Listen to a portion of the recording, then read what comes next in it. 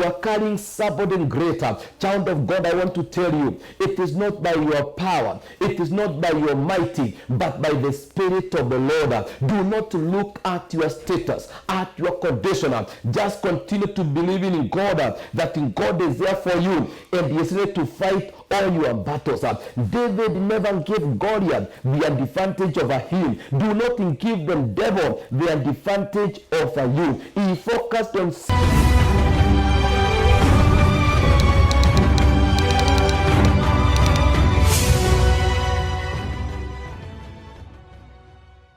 Lord, I greet you, my viewers, from wherever you are watching us from. My name is Richard Mochangi, ministering with the Full Gospel Churches of Kenya, located in Githurai 45. And I take this wonderful moment to welcome you in this broadcast and assure you that God will never send His word in vain, but He sends His word with a purpose and with a reason.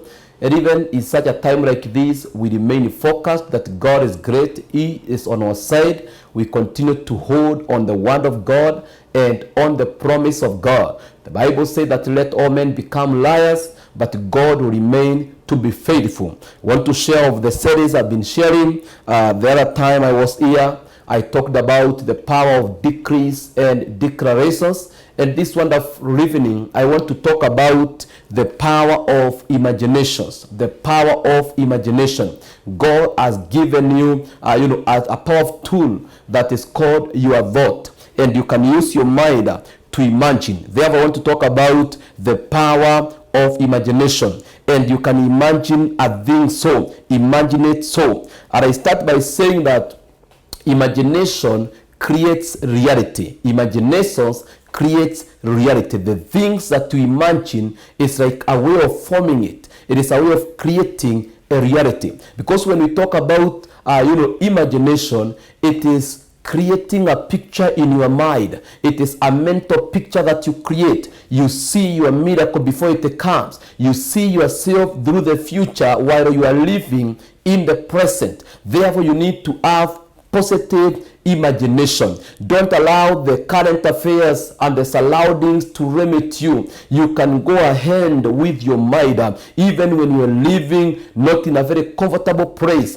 but you can imagine yourself great, because God will not give you something that you have not thought of, but He will give you, according to imagination, according to your power, and even behold. But it has to start somewhere. Your imagination was created by God, and you need to understand, because it was created by God, God wants you to use it wisely. Now, we have been trained by the world to think of the power of the imagination as related to something negative. Many people, when we talk about imagination, they relate it to the negative things, but we need to understand that it was created by God. Therefore, you can imagine a thing so. And when you talk with the people that have actually achieved great things here on the planet Earth, they will be able to tell you, even before they got the things that they have, they had those things in their mind. They were people with big dreams, with vessels. They were people that were seeing themselves skyrocketing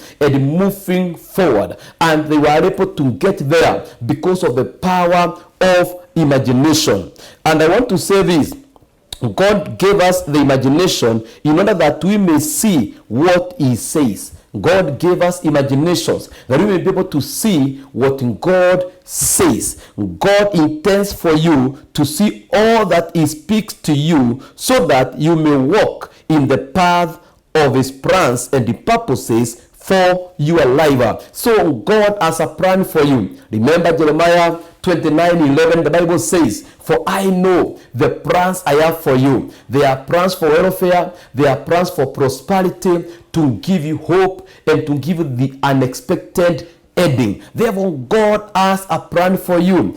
God has you in the mind, and therefore you need to create it. You need to form that picture in your mind. Paint that picture that God is taking you far, that you have things that you are looking that God is going to do and perform in your life. In the book of Genesis chapter 13 and the verses 14 and 15, the Bible says, "And the Lord said to Abram, after Lot had separated from him, lift your eyes now and look from the place where you are, northward, southward, eastward, and westward. For all the land which you see, I give to you and your descendant forever. This is God speaking to Abraham, that you need to lace up your eyes from northward, eastward, every corner, and anything that you can see. Therefore, I want to tell you, you have eyes in your heart. In the book of Ephesians, the Bible says that Paul was praying for this church,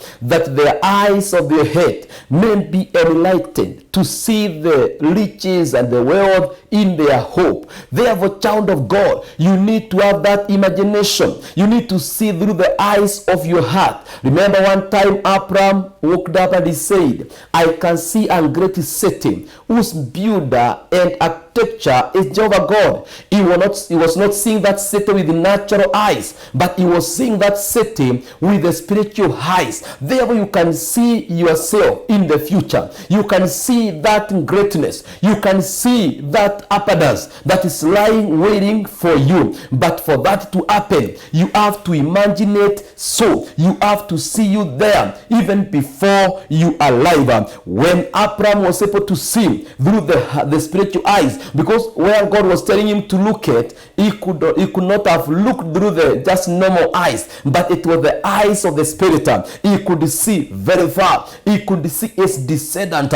Even before he became a father of a son, God was telling him, you are a father of a great nation. Your descendant will be like the sons of the sea and like the stars of the sky. Why? That is the height of faith. That's the height of your heart. It is a power of imagination. And I began by saying that your imagination will create your reality. And let me tell you, you need to act on your imagination. In order for you to reap the benefit of your imagination, you must act it positively. Therefore, act on your imaginations positively. Start preparing for greatness. Start preparing for doors of opportunity. Act on your imaginations positively. Walk like a victor. Walk like a warrior. Do not walk in the spirit of fear. Yes, do not be intimidated, but you need to act on your imagination in the mighty name of Jesus. I want to say this, it is designed to produce positive results for you if you work it properly. And there are several ways that you can work with your imagination. Number one, it is through your thought.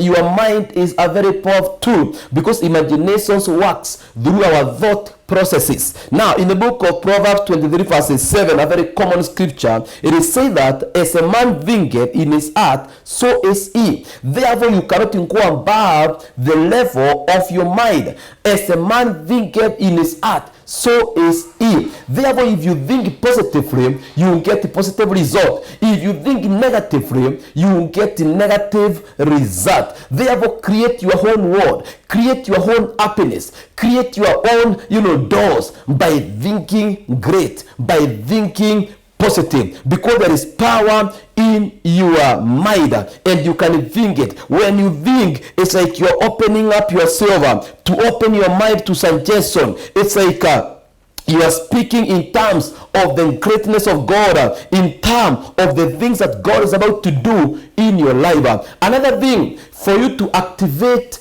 positive imagination, it is through rehearsal of your past victories. Through the rehearsal of your past victories. Because there are things that God has ever done for you. Even though at the moment you may be facing challenges, you can remember. In the book of Psalms, the Bible says, forget not the works of the Lord. When you figure out your life, from the time you are born, many challenges that you have ever gone through, many battles that God has fought for you, looking at your background, you can have something to tell God, you did it for me. And if you did it for me, you can do it again. Therefore, when you have the rehearsal of your past victories, because devil at times want to lie to us, simply because we are facing challenges, it's like God has never done anything to our lives. But when you focus backward, you can be able to see your life, and that your life where you are, it is a miracle. It is as a result of the greatness of God. In the book of 1 Samuel chapter 17, if we can read verse 33, this is David speaking to Saul when he was being prepared to go and fight with the Philistine. And like Saul was despising David, asking David, you are just a youth, a young boy from the field. You are not experienced in these things, but the guy that you're going to face is a mighty man of war from his youth. He is great in stature. How are you going to conquer this man? All the battalion of the Israelites have been lying there with the fear because this man is greater. He speaks like a thunder. But I want to tell you this, what David said. And Saul said to David, thou art not able to go against this Philistine to fight with him. People will despise you. People will belittle you. People at times will not believe in you. Even Saul was there. And now, instead of Saul encouraging David, we see Saul is discouraging David. And he is telling him, you are not able to go against this man. Can you imagine the very person that you're expecting to encourage you? He is discouraging you. But I have come to tell you, when you remember the victories, the past victories, you'll be able to move forward. For thou art youth, and he is a man of war from his youth. But I thank God for the response of David in verse 34. And David said unto Saul, thy servant kept his father's sheep, and there came a lion and a bear, and took a lamb out of the flock, and I went out after him, and smote him, and delivered it out of his mouth. And when he arose against me, I caught him by the beard, and smote him, and slew him. Thy servant slew both the lion and the bear, and these uncircumcised Philistine shall be as one of them, seeing he had devoured the armies of the living God. Now David is telling Saul, God who enabled me to destroy both the bear and the lion, and I was able to rescue my sheep. That in God is a God that I serve. And he continued to say, David said, moreover, the Lord that delivered me out of the paw of lion and out of the paw of the bear, he will deliver me out of the hand of the Philistine. And the Saul said unto David, go, and the Lord be with you. When David rehearsed of the past victories, because Saul was despising David. He never knew that this guy has ever killed a lion. He never knew that this guy has ever killed a bear. But when he rehearsed of the past victories, even Saul changed his mind. I am prophesying to you, child of God, from wherever you are watching me from, that through the rehearsal of your past victories and what God is going to do through your life, people will change their mind. We can see Saul, who was discouraging David. Now he is telling David, I have nothing to do with you. Go in peace. Because of the words that David spoke. This serves as a confidence builder. When you rehearse of the past victories, it is a confidence builder. You are building a confidence that you have what it takes. David relied heavily on the past victory to connect him to current victories. Therefore, you can rely on the past victory to connect you with the present victory. I want to tell you why we are always courageous. It is because in our lives, we know that our life is just as a result of God. We are living testimonies. If we can relate of where we have come from, of the things that the Lord has done to us, even though we are not yet fully achieved, but the far we have come, I want to tell you, child of God, it is the miracles of God. It is the mighty working of God. And therefore, when we face any challenge, we are quite sure that in God, who delivered us then, He is the same who is going to deliver us now. God who called us, who has been providing,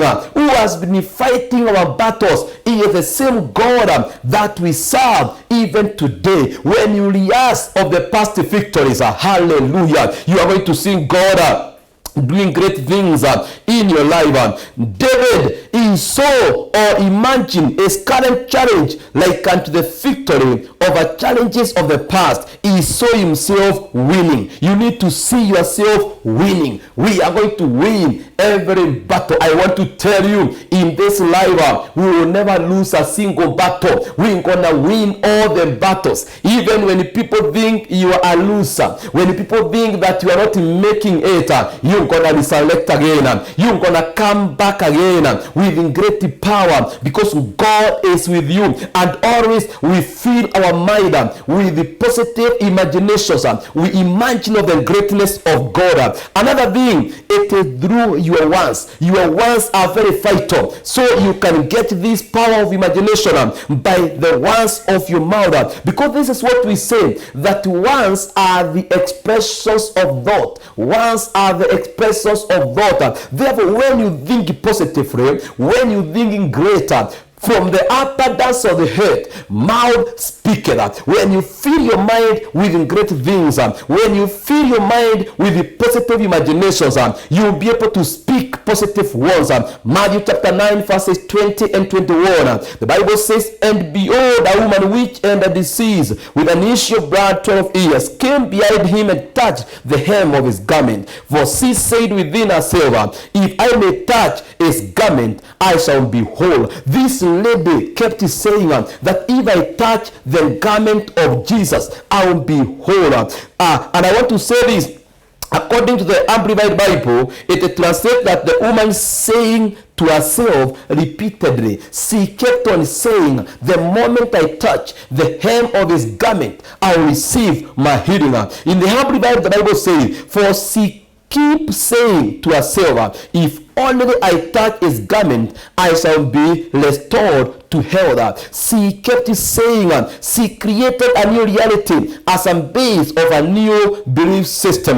Therefore, by speaking the word of God, she acted on what she had imagined and created as a new image inside of her. Whatever you are imagining, you can now speak it. There are things that I've ever imagined, and I have kept on speaking them, and I can assure you, by so doing, I have seen God doing great things. I have seen God opening doors. Why? When you imagine it and you keep on saying it, those are seeds that you are planting, and after they germinate, they are not sprout, and in the future you're gonna have a great harvest. Therefore, it is good to keep on speaking, to speak the word of God, to speak prophetically, to speak with the power. And I want to tell you, when you do that, great and mighty things are going to take place.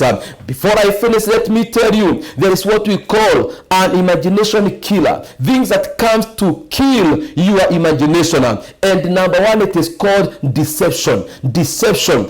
Devil is a liar. If you are not careful of the deception of the devil, deception is an imagination killer. Because in devil will deceive you that you don't have what it takes. You don't have the capacity. Devil will deceive you that you don't have the skill. Devil will deceive you that you don't have what is required, to make things move forward. Devil will deceive you that you are not equal to the task. But I have come to tell you, the Bible says, Zechariah chapter 4 verse 6, it is not by our power, not by our mighty, but by the Spirit of the Lord. Now, when you talk about deception, the attempt of the enemy to cause you to believe something that is not true, it is not only an illusion at the best. Therefore, the enemy will come and try to make you believe of something that is not true. 2 Corinthians chapter 4 3 and 4. 2 Corinthians chapter 4 verse 3 and 4. The Bible says, but if our gospel be hid, it is hid to them that are lost, in whom the God of this world hath blinded the minds of them which believe not, lest the light of the glorious gospel of Christ, who is the image of God, should shine unto them. Now you can see the deception of the devil, that if the gospel is hid, it is hidden to them that are lost. Like if people who are not saved, they may see us professing and saying Jesus is Lord, preaching and worshiping God, and they think that we are fools, and they think that we are not advanced. But the Bible says it is darkness, it is a lie of the devil that the gospel is hidden to them, the deception of the devil. The devil has blinded their minds, because if they can be able to know the sweetness of salvation, the greatness and the privilege, the benefits of receiving Christ, they can give their lives to Jesus.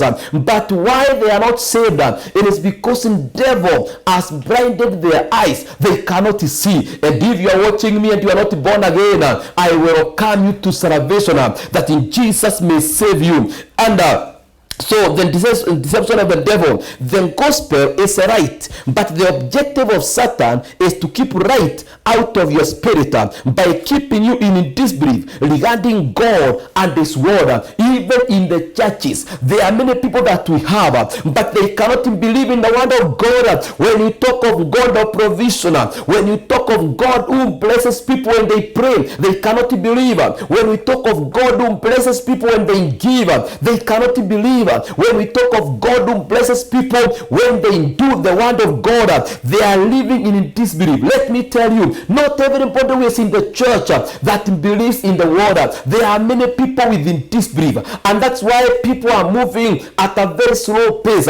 Because believe me, if people can believe the word of God, if people can believe in God the way He is, and the power that works through God, and the doors that God can open, I want to tell you, our lives could be skyrocketing. We're gonna be flourishing, because God is faithful in His word. But deception is an imagination killer. Now, this lack of right you see with your mind, which is designed to be the eyes of your spirit, what you are to see through your spirit or through your eyes, it can change even the circumstances of your life. Psalms 119 verse 8, it records the entrance of the word of God gives light. It gives understanding to the symbol. The moment people allow the word of God to enter into their head, to enter into their system, the Bible says that the entrance of the word of God gives light. It gives understanding even unto the symbol. Doesn't matter your background, doesn't matter the level of your education, doesn't matter where you are coming from. But I want to assure you, everybody who allows the word of God to enter into a system, even though you are symbol, the Bible says the entrance of the word, it will give light, it will give understanding even to the symbol. When you are spiritually blind, you see things that are not there. So when you are blind in your spirit, you see things that are not there. When you are spiritually blind, an opportunity looks like a dead end. When God gives you an opportunity, let me tell you, child of God, many a times, even when challenges comes, you may see as if they are challenges, but they come as opportunities. And when you are spiritually alert, you take that challenge and you say, I will use this challenge to skyrocket. I'll use this challenge to flourish. Maybe the enemy or people are thinking they are finishing you, but the same thing that they are using to finish you with, God will use the same to uplift your life. When you are spiritually blind, a promotion looks like a problem. You cannot see as if God is doing anything. Numbers 13 verse 33, the Bible says, and there we saw the giant, the sons of Anak, which come out of giant, and we were in our own sight as grasshoppers, and so we were in their sight. Now, when God is telling the Israelites, He is taking them to the promised land. He is giving them a land flowing with milk and honey. But these people, instead of seeing an opportunity, instead of seeing a promotion, they are seeing a challenge. And they are saying, we saw ourselves as grasshoppers, and the same way they saw us. Let me tell you, your imagination, when you see yourself like a grasshopper, even if people will see you like a grasshopper. When you see yourself as a great man, even if people will see you as a great great man. We can confuse even the atmosphere around us by letting the atmosphere know that we are what God says we are, that we are going where God says we are going. We are doing what God says we will do, because our God is a miracle working God. Don't allow the deception of the devil, because the devil can come with the deception. He can come putting many names upon your back to tell you how you cannot make it. But we have power, we have authority. Therefore, you need to protect the imagination. Protect your imagination. You protect your imagination by doing what? By casting down all the negative imaginations. In the book of 2 Corinthians 10 verses 4 to 5, the Bible says, for the weapon of our warfare are not carnal, but mighty through God to the putting down of strongholds, casting down imagination and every high thing that exalted itself against the knowledge of God, and bringing into captivity every thought to the obedience of Christ. Do not allow the negative thought to destroy you. When a negative thought comes, devil tells you that you cannot make it. Devil tells you that you are poor. Devil tells you that you are weak. You need to pull down that negative thought, every evil imagination. You destroy in the name of Jesus, and you embrace positive imagination. From this time onward, start seeing yourself greater. Start seeing the mighty work of God. Start seeing God using you. Start seeing you becoming richer in the mighty name of the Lord, because you can imagine it. So imagine the kind of the world that you want to live in. Create your own reality, because imagination creates our realities. There is great power in positive imagination. I want to pray with you, child of God, from wherever you are watching us, and I have come to tell you, don't allow devil or people to intimidate you. Use the creativity power of imagination. Shall we pray together? In Jesus' name, Father, in the name of the Lord, I pray with all my viewers this wonderful evening, and I decree, mighty Father, that we are changing our mind, we are changing our thought processes, we are changing the way of our imagination, and from this wonderful evening, we will imagine it positively. We are going to see ourselves in the future through the eyes of our spirit. In the name of the Lord, we say we are blessed and we are highly favored. Them that are watching us, I remember them before you. Remember your masses. As we thank you for our nation Kenya and the nations of the world, and declare that this gonna be well for your own glory, the honor. We thank you, we honor you in Jesus' mighty name. If you are there, you are not saved, you can give Jesus your life by just praying this simple prayer, and then you are going to live a new life, and you start to imagine positively, and great things are going to take place in your life. Say, Lord Jesus, I come to you. I give my life to you. Save me. From today moving forward, I am a new creature in Christ Jesus. May the Lord bless you. You can continue to honor God. Our service is not over without giving. You can give God through the PayBill number on your screen, 699-350. Place your sacrifice to God. Give to support this program, and the Lord will continue to bless you. And if you want to talk to me for counseling or for prayer, you can call or SMS through the number on your screen. May the Lord bless you. Shalom, peace.